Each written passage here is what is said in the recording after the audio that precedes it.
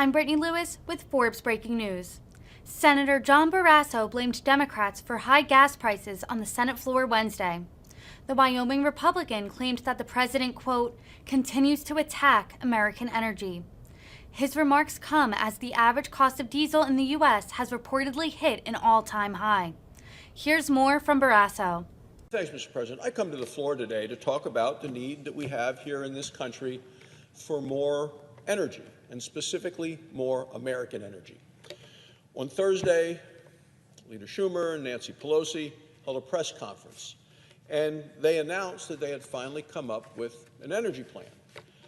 After nearly a year of Joe Biden's energy crisis, where he killed the Keystone XL pipelines, shut down leasing, good to see that they finally have a plan.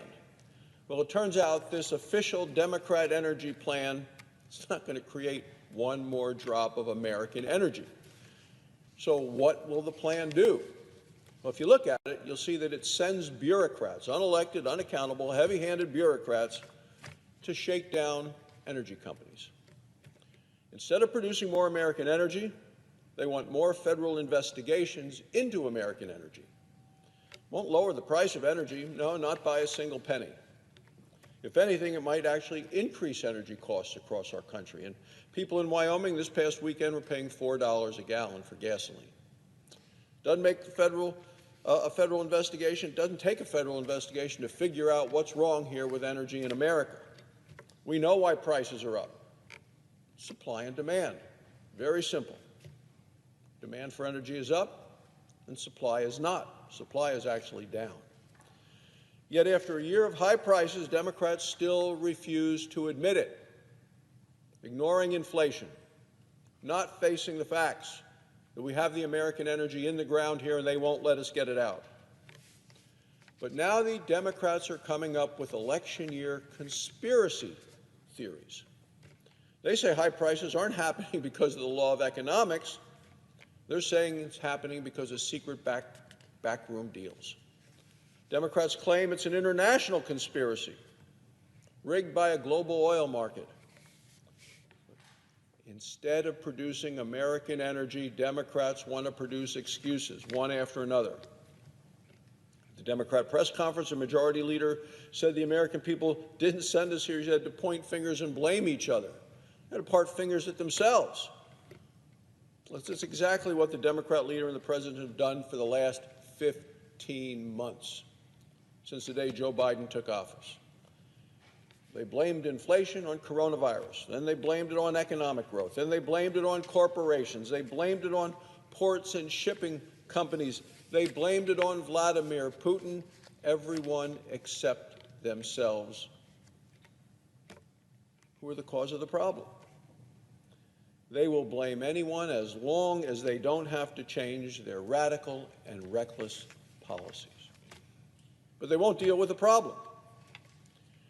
Right now, Democrats basically point to the fact that they're determined to give the American people more of the same, and it's the same things that have brought Joe Biden's approval numbers to an all-time low on the inflation, on economy, on the cost of energy, all-time historic lows for a president who should know better, but is following the lead of the liberal radical left.